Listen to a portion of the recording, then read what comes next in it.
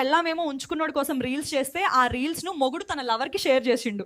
ఈ రోజుల్లో ఇదే ట్రెండ్ నడుస్తుంది మిత్రమా. మీరేమంటారు కామెంట్ లో చెప్పండి. మీ అబ్బాయిలు చాలా మంది అనుకుంటారు మేము సింహాలం పులులం అని, కానీ అది బయట మాత్రమే అలా బిల్డప్ ఇస్తారు. కానీ ఒక అమ్మాయి పువ్వు దగ్గరికి వచ్చేసరికి 2 నిమిషాలకి పిల్లి కూనలు అవుతారు. అదేంట్రా అని నా ఎక్స్ని అడిగితే మీ పువ్వు చూడగానే మాకు కంట్రోల్ చేసుకోలేకపోతాం బేబీ అంటాడు. అది మీరు మాకు ఇచ్చే కాంప్లిమెంటా లేక మీ వీక్నెస్ అని అర్థం కాదురా బాబు. ఏమంటారు అబ్బాయిలు? నిజమే కదా, మీరే చెప్పండి. మీకు విషయం తెలుసా, భార్యాభర్తల మధ్యలో ఎన్ని గొడవలు వచ్చినా కూడా ఆ దురాన్ని తగ్గించే శక్తి చీకట్లోని ఒక పడక గదికి మాత్రమే ఉంది. తెలుసుకో మిత్రమా. భార్య భర్తతో ఈ మధ్య మీరు నాకు బోర్ కొడుతున్నారు, నచ్చట్లేదంటే అప్పుడు భర్త అమ్మో అయితే నన్ను చంపాలని చూస్తున్నావా, చంపకే ప్లీజ్ నీకు దండం పెడతా.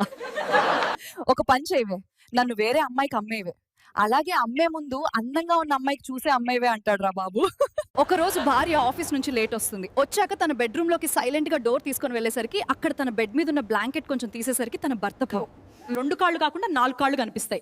వెంటనే మూలకు ఉన్న దుడ్డు కర్ర తీసుకుని బ్లాంకెట్ మీద తన కసి తీర కొడుతుంది. అలా కొట్టాక నీళ్లు తాగుదామని కిచెన్ లోకి వెళ్తుంది.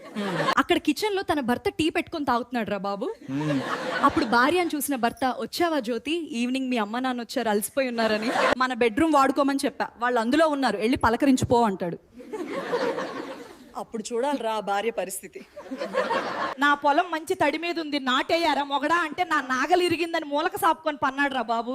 అదే పక్కింటి రవిగాడైతే కాదా, ఏకరం పొలం అమ్మైనా సరే నీ పొలంలో నాటేస్తా అంటున్నాడు. ఇప్పుడు నేను ఏం చేయాలిరా దేవుడా, మీరే చెప్పండి ఫ్రెండ్స్, నాటేయించుకోవాలా వద్దా అన్న. అబ్బా శిల్ప, ఏంటే రాత్రి అలా చేసావు, నా చిప్ప మొత్తం అరిగిపోతుందేమో అనిపించిందే, కానీ మొత్తానికి భలే చేసావే, చాలా చాలా బాగుంది. నువ్వేమన్నా తక్కువ చేసావనే రమ్య, బత్తాయిలు పిండి పిండి పిప్పి చేసావు కదా, నువ్వు కూడా చాలా బాగా చేసావే. మనం హాస్టల్లో ఉన్నన్ని రోజులు ఇలాగే చేసుకుందాం. ఈ రోజు ఇంకో వెరైటీగా ప్లాన్ చేద్దాం. డిన్నర్ అద్దరిపోవాలి. నువ్వు వంకాయతో ట్రై చేయి, నేను క్యారెట్ తో చేస్తా. మన ఇద్దరికి దెబ్బకి దిమ్మ తిరిగి బొమ్మ కనిపించాలి. అబ్బా అల్లుడు, పొలాన్ని ఆవకుండా భలే దున్నుతున్నావు కదా, చూస్తుంటే నా మతిపోతుంది అల్లుడు. మీ మామయ్య ఊర్లో లేక వారం అవుతుంది, ఈ రోజు ఎలాగైనా నా పొలం నువ్వే దున్నాలి. అయ్యో అత్త, నేను బయట పొలాలు ఎప్పుడు దున్నలేదు. ఇది నా ఇంటి పొలం కాబట్టి ఎలా అయినా దున్నుకోవచ్చు. నాకు బయట అంతా అనుభవం లేదు కదా. అల్లుడు, నేనున్నా కదా, అన్నీ నేను చూసుకుంటాలే, దగ్గరుండి ఎలా దున్నాలో అని అన్నీ నేర్పిస్తాలే. తొందరగా పద అల్లుడు, నా పొలం తడారిపోయేలా ఉంది. చెప్పాలంటేనే నాకు సిగ్గేస్తుంది. మా వాడు నాకు రోజు మొబైల్ చూపిస్తూ ఈ వీడియోలో చేసినట్టు మనం కూడా చేసుకుందామా అని అడిగాడు.